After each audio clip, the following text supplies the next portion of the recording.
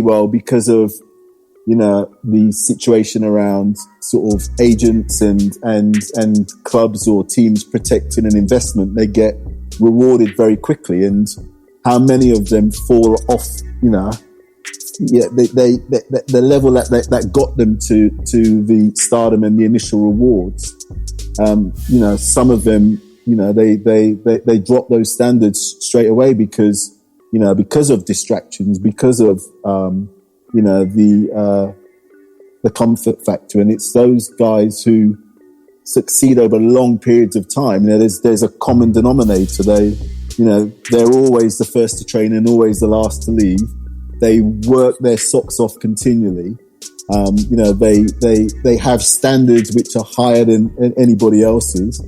And at the core, they've obviously been blessed with ability. So, you look at Ronaldo, you look at Messi, you look at LeBron, you look at Jordan, you look at, you look at Kobe, you look at, Lewis Hamilton, in a slightly different dynamic with obviously being in the best car, but the disciplines and all of, the focus and the goals that he sets, there's a consistency. You look at top boxers, the discipline that goes with them and them going into camp and denying themselves and excluding themselves from all of the good things in life to succeed. Ultimately, there's consistent traits across all of those athletes, I think. How much do you think they need each other?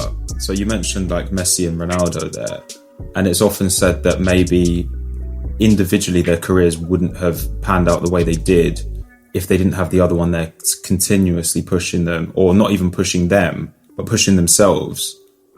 And then, so you always know that, well, if I let up, I'm not going to be the best. Do you think that there are some people who need that more than others? I think, but when you get to like that level of success or athletes, you need to be self-motivated. External motivation can only get you so far. So like focusing on the opposition can only get you so far. But once it's an old cliche, but you are kind of just competing with yourself when you're at that kind of level. You're no longer even competing against the opponent to a large degree. So I don't know if I think initially they can certainly increase like those moments, those special moments, like you see with Magic Johnson or Larry Bird finals in the NBA, or you see it, in boxing, like a Fury versus Wilder situation, or a Khabib versus Conor McGregor. So us as fans certainly see those moments because there's the competition. But in terms of driving performance, I don't know how many, if you can do that, if you can get to that level without having that internal drive. Yeah. And I would agree. I believe that can create some specific focus, some short-term focus, some short-term goals. But yeah, these guys would have been excelling whether either one of them was not on the scene, in my opinion. I just think there's just an innate, just inner driving force and sense that, they're just beasts. They just want it more than anybody else. It's just the mentality. I've always found the phrase naturally talented to maybe be quite insulting in a way, because it does kind of disregard all of the hard work that comes with success. How do you guys feel about that? Because if we just keep it with the Messi-Ronaldo thing, for example, it is always said that Messi is naturally talented more so than Ronaldo is. And Ronaldo is the gym guy, the guy that will just work and work and work. How do you guys feel about the idea of natural talent, or is there like a seed that has to be grown in a certain way? I think the idea that there's no such thing as natural talent would be ridiculous. I think it's fairly obvious that certain things in life require a certain skill set, and if you are lucky enough, so in the case of say Messi, is lucky enough to live in a world where he has the prerequisite physical tools to be great at football, and football seems to be something we value right now. So if he was the son of a coal miner in I don't know, in Arkansas, say, in 1972, he's not Messi. He's not naturally talented. So I think it's specific to the need. So obviously in sports, we've seen as time has gone on, it's been hyper specialization, and you go into like Olympic sports and you see that more and more and more so, where, you know, Michael Phelps, who's 6 foot, I don't know, like 4. I can't remember for the life of me the runner's name now, but the marathon winner in 2008, Beijing, is like 5'9", but their hip height is identical, right? So that tells you just how specific, you know, specialized body types they have to excel in those particular sports. So it's obvious that natural talent plays a massive part. But what we're talking about here isn't necessarily the natural talent to become a professional footballer or a professional basketball player or even to make an Olympic team for a swimming. We're talking about being like the GOAT at something. Yeah. Do you know what I mean? So I think to get there, everyone who lines up for the 100-meter race, for example, has every single physical advantage they could, and Bolt still beat it. I would say so, and just, you know, touching on developing what Gaz has said, you know, not everyone can become an elite athlete. Otherwise, obviously, you know, there'd be so many more. You know, there is definitely genetic, physical, you know, psychological characteristics, you know, just in terms of mentality that anyone who gets to the top in sport will have. And I'll get to Rooney and Ronaldo in a minute, Carl. But if you look at if you look at the journey of a young footballer, for example, they would be blessed with a certain amount of physical ability, not necessarily exceptional ability, because they're playing a team sport as opposed to an individual sport. But their journey to get to a professional level or to a YTS or a scholar level would be probably consistent with, you know, a lot of exposure to the ball at an early age, whether it's playing in organised football, or you look at, you know, the talent pool of English players at the moment, and many of them start, the urban players, the kids from London, start playing in the cages, and so they develop particular traits and flair from playing in that environment. But then many of them are scouted very early on, so you've got that kind of early introduction to the game, allied to their ability, and then an element of structure and training, and you know that again, to continue through the academy, even at a very young age, you've got to have mental strength. Even at that young age, you've got to have dedication. And, you know, they talk about, you know, exposure to X amount of coaching hours, or, you know, this talk about 10,000 touches of a ball in a week or whatever is all part of the journey. But then when you get to a certain age, and all of the other social elements come into play.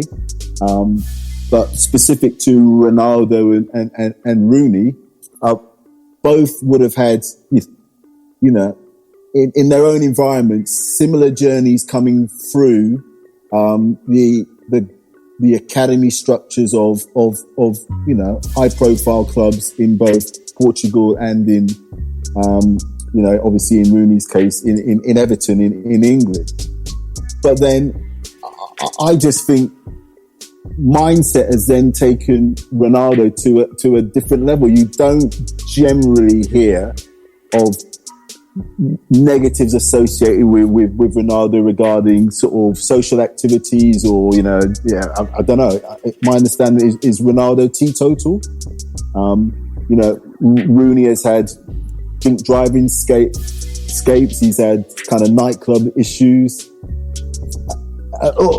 Those sorts of things, which ultimately must have some effect on your ability to play on the field. And that it's, you know, I mean, he's had situations with injuries. So what has then separated Ronaldo from Rooney when, at one point they were at similar levels, and one has had a fabulous career, but Ronaldo has had, he's in the conversation as greatest player of all time.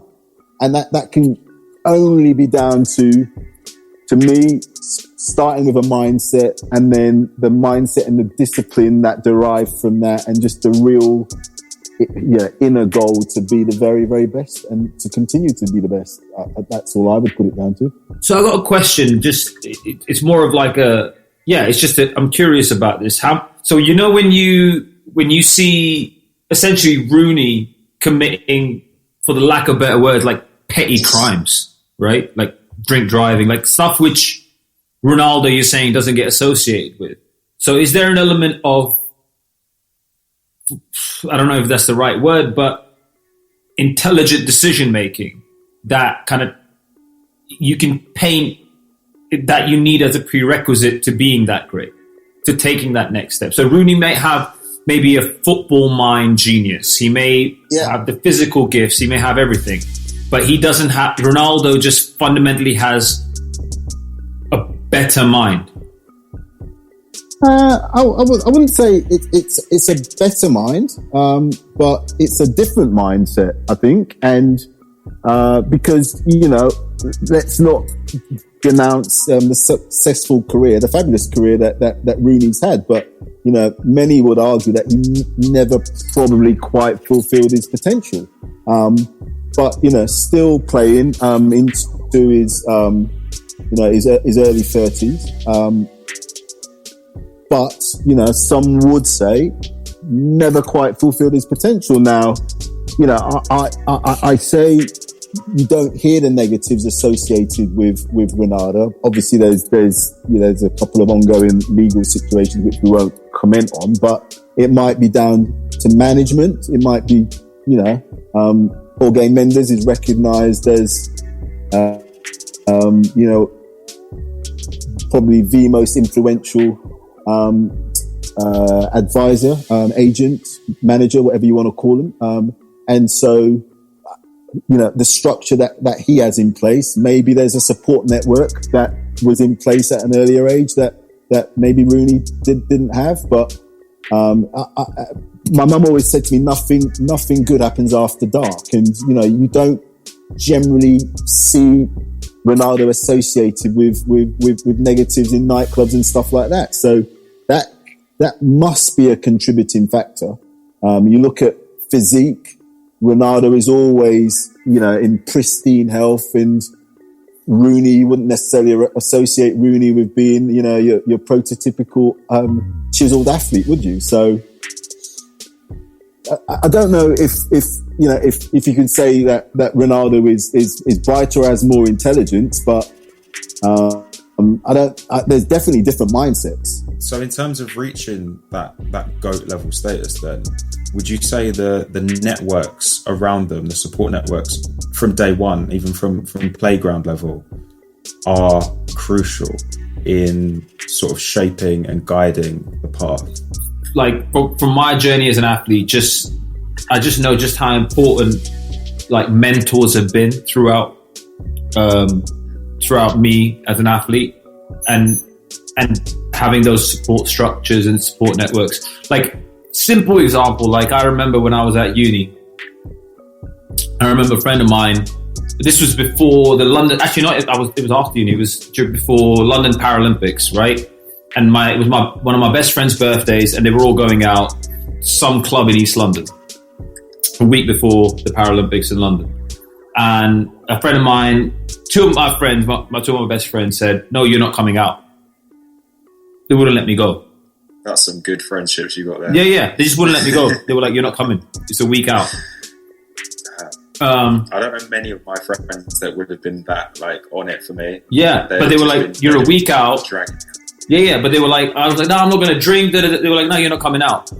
And I was lucky because that was a night that some madness happened, and the club, someone shot in the club. Like something happened. None of my friends were involved, but some madness happened. and you did well to stay out of the way. But if I was Wayne Rooney and I